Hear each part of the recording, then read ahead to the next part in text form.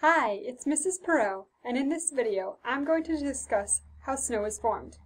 This brief overview will introduce us to our new unit on snow. Please take your time and learn this information. Feel free to pause, rewind, and rewatch as much as you want. We will review any questions or misunderstandings in class, then dive into an exciting experiment.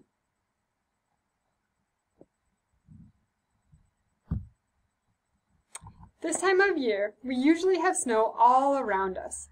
One thing we may not think about is where it came from and what do the snowflakes actually look like.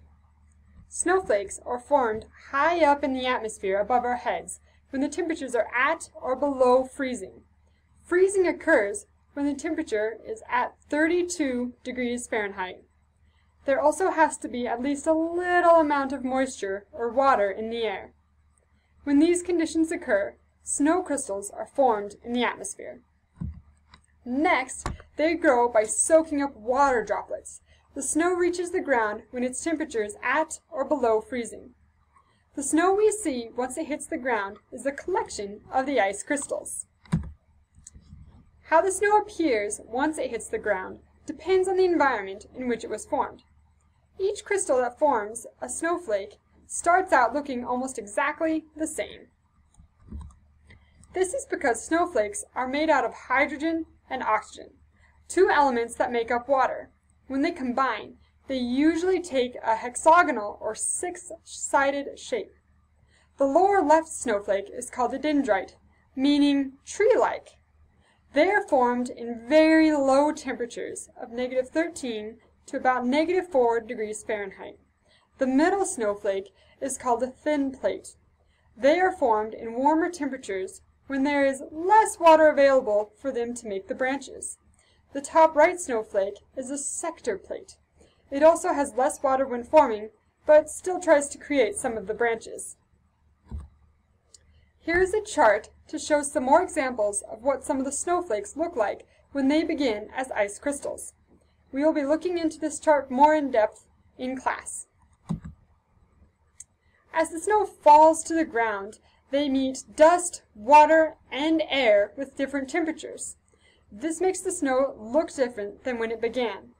The jagged edges of the crystals attract more water molecules than the smooth parts of the crystals. Thus, they appear to grow additional arms. Here are several examples of the uniqueness of snowflakes. These are photographs taken in 1902 by Wilson Bentley. They show the variety and the beauty of snowflakes. This picture was taken by a low-temperature scanning electron microscope. The blue colors shown here are added from a computer to help you see the different crystals in the snowflakes. This concludes my overview on how snow is formed. Think about this process and bring any questions you have to class.